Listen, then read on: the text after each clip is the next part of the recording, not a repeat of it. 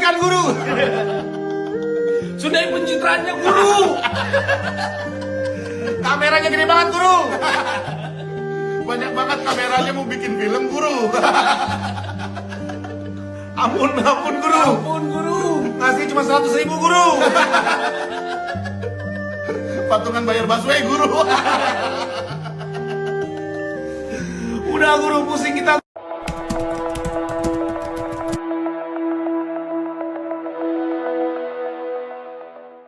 Video Deddy Mulyadi ketika membantu masyarakat memang sering menarik perhatian publik. Salah satunya adalah ketika ia bertemu dengan seorang kakek yang sedang mengalami kesulitan. Dalam video tersebut, perhatian tertuju pada kondisi sang kakek dan bantuan yang kemudian diberikan. Bagi sebagian orang, momen tersebut dianggap sebagai bentuk kepedulian langsung kepada masyarakat. Namun seperti banyak video yang viral di media sosial, muncul pula pertanyaan mengenai proses di balik layar. Saya sangat ingat video itu. Itu video si Aki, perjalanan saya menuju gedung sate. Dia mulung plastik di pinggir jalan di daerah Ciater bersama niniknya. Pada saat saya mengambil gambar, tiba-tiba banyak rombongan mobil yang berhenti kemudian mengambil gambar juga. Dan saya persilahkan. Ya memang saya kemana-mana bawa kamera, merekam setiap percakapan saya, apapun dengan masyarakat. Kemudian memang saya upload di YouTube, di Facebook, di TikTok, di Instagram. Betul itu.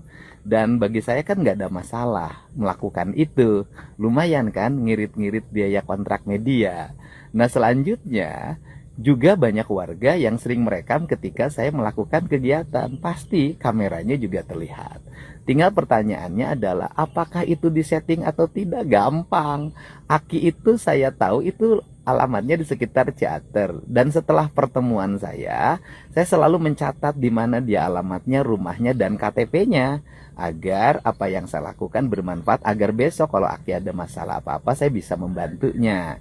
Nah nanti kalau ingin membuktikan bahwa Aki itu disetting atau tidak, gampang. Wawancara Akinya langsung oleh teman-teman. Itu Aki-Aki disetting atau tidak, mudah sekali.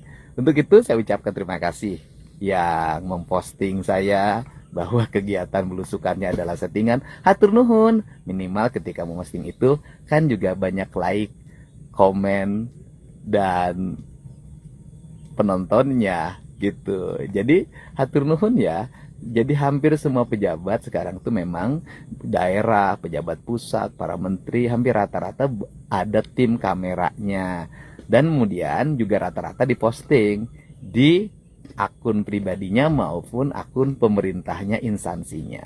Tinggal persoalannya saat diposting, ada yang menontonnya banyak, like-nya banyak, dan ada komennya banyak. Ada juga yang sedikit yang nonton, sedikit yang like, dan sedikit yang komen. Ya tergantung masyarakat, kita serahkan sepenuhnya pada warga. Apakah pertemuan tersebut benar-benar terjadi secara spontan? Ataukah sudah ada pihak yang sebelumnya mengetahui keberadaan sang kakek? Pertanyaan seperti ini sebenarnya tidak bisa dijawab hanya berdasarkan potongan video. Sebab sebuah video yang terlihat spontan di depan kamera belum tentu memperlihatkan seluruh proses yang terjadi sebelum perekaman. Bisa saja informasi mengenai warga tersebut memang telah diterima sebelumnya, kemudian Deddy datang untuk melihat kondisi secara langsung. Assalamualaikum warahmatullahi wabarakatuh. Saya DJ Doni. Saya Salim Doer. Saya Cepot Kevin. Dengan ini kami ingin mengaturkan permohonan maaf kepada fans-fans KDM Karena konten kita yang sebelumnya mungkin dinilai menyinggung. Konten tersebut tidak ada niatan kami untuk menjatuhkan Pak KDM. Justru kami sebenarnya bertiga adalah fans Pak KDM, support Pak KDM. KDM lovers. Kami suka sekali dengan kerja-kerja nyata Pak KDM. Cuma kami pada intinya sebenarnya kita ini trauma dengan guru-guru kami sebelumnya. Guru yang masuk gorong-gorong. Iya, kita takut Pak KDM masuk gorong-gorong lagi. Iya. Seperti mall yang sebelumnya. Betul. Saya akan lawan hidup londe. Mungkin dengan ini sekali lagi kami ingin mengucapkan permohonan maaf yang besar-besarnya. Besar-besarnya. Mohon maaf, mohon maaf Kak. Hidup cangcut. Mohon maaf guru. Hidup cangcut. Siap guru. Kreator itu tidak perlu meminta maaf. Assalamualaikum, sampurasun, rejeng enjing, wargi Jabar, dan seluruh warga net dimanapun berada. buat abang-abangku yang ganteng, yang pinter, yang kreatif, dan yang kocak, saya mengucapkan terima kasih ya, telah mengingatkan, mengkoreksi. Semoga itu menjadi panduan bagi hidup saya untuk tetap mawas diri. Selanjutnya nggak usah repot-repot minta maaf. Kita kan tidak meminta abang untuk minta maaf. Santai saja, saya sudah terbiasa dengan berbagai sindiran, cacian, hinaan, bahkan sampai menuju ke arah fitnah. Karena itu resiko seorang pemimpin yang eksis di media sosial. Jadi harus siap dengan berbagai konsekuensi.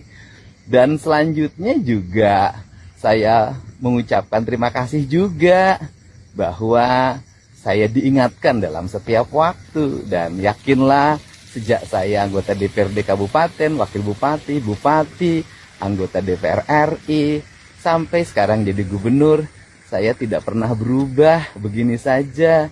Yang berubah hanya satu, dulu punya istri, sekarang enggak, itu aja. Selanjutnya juga saya berharap Akang bisa terbeli celana dan istri, sekarang enggak, itu aja. Selanjutnya juga saya berharap Akang bisa terbeli celana dan bisa makan dengan enak.